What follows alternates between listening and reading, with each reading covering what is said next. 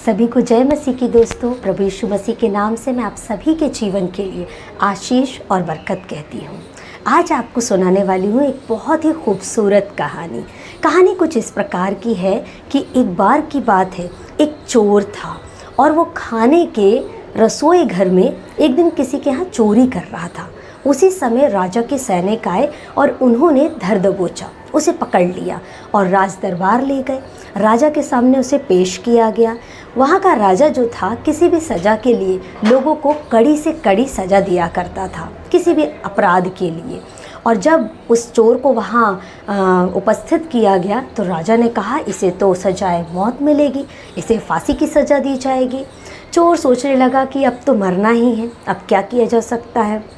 चोर ने राजा से कहा कि राजा, मेरे अंदर, मेरे जीवन में एक अच्छा हुनर है, एक अच्छा गुण मेरे पास है और अपने मरने से पहले मैं चाहता हूँ कि वो हुनर, वो गुण जो है वो मैं किसी को दे करके जाऊँ, क्योंकि मैं मर जाऊँगा तो उसके बाद तो वो किसी को मिलेगा ही नहीं।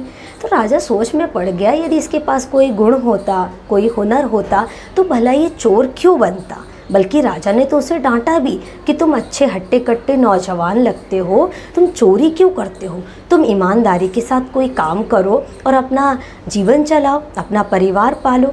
लेकिन चोर की ये बात सुनने के बाद राजा कहता है, ठीक है, बताओ तुम्हारे अंदर ऐसा कौन सा गुण है जो मरने से पहले तुम किसी को देकर जाना चाहते हो। तो वो कहता है कि मेरे अंदर ये हुनर है कि मैं सोने के खेती कर सकता हूँ, गोल्ड की एक खेती को उगा सकता हूँ। तो राजा ने बोला, भला ये कैसे हो सकता है। फिर भी चोर के कहने से कि ये भाई, ये इसकी अंतिम इच्छा है, चलो पूरी की जाए। तो राजा ने जो वहाँ का सुनार था, जो सोने के सारे कामकाज करता था, उससे बोल करके छोटे छोटे से सोने के मोती बनाए गए, बीज जैसे बनाए गए। और जब उसे ले जाया गया एक खेत में ले जाने के बाद वहाँ राजा, सैनिक, मंत्री, महामंत्री और साथ में इस चोर को भी ले जाया गया।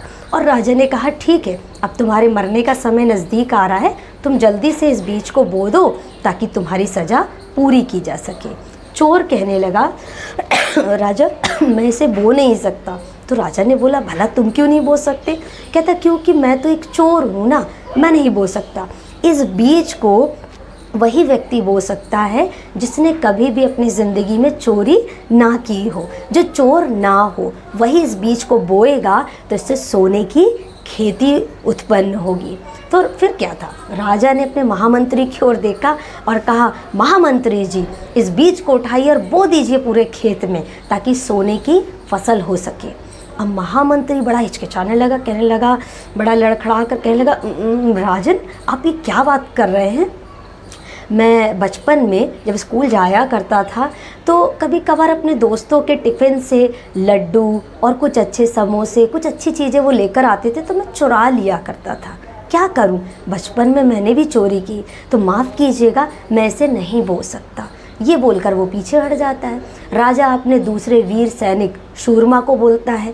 इस तरह से एक एक करके सारे लोग पीछे हट जाते हैं और सभी लोग इस बात को अंगीकार करते हैं कि अपने जीवन के किसी न किसी पड़ाव में उनसे भी गलती हुई और उन्होंने भी चोरी, छोटी बड़ी कोई ना कोई चोरी ज़रूर की थी। फिर क्या था, सबकी निगाहें थी राजा के ऊपर।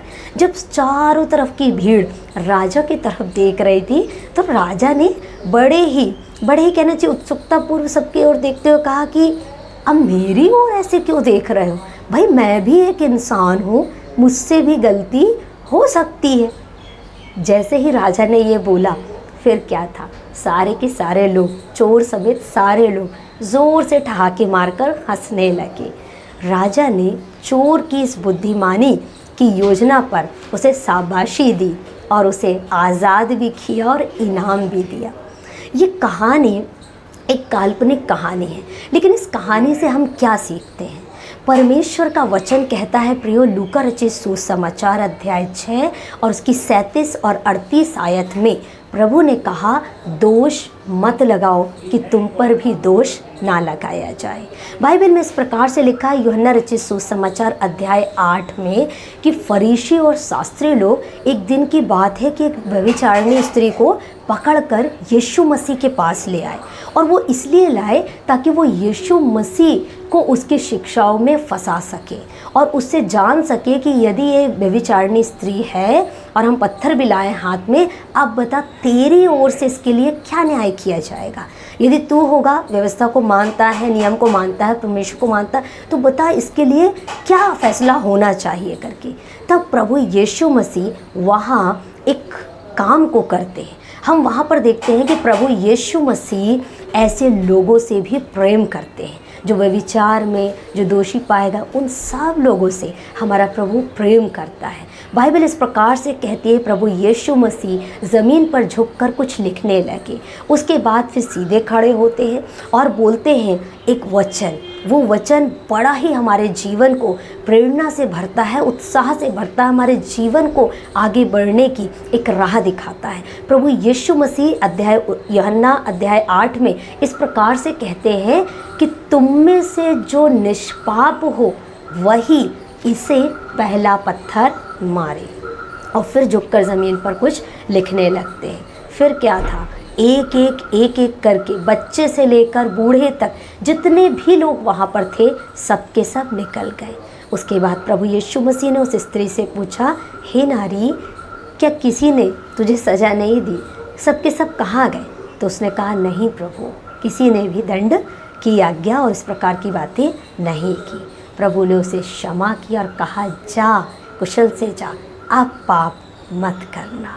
ये घटना हमको बताती है प्रियो, हमारा प्रभु प्रेमी प्रभु है, उसका नाम ही है प्रेम।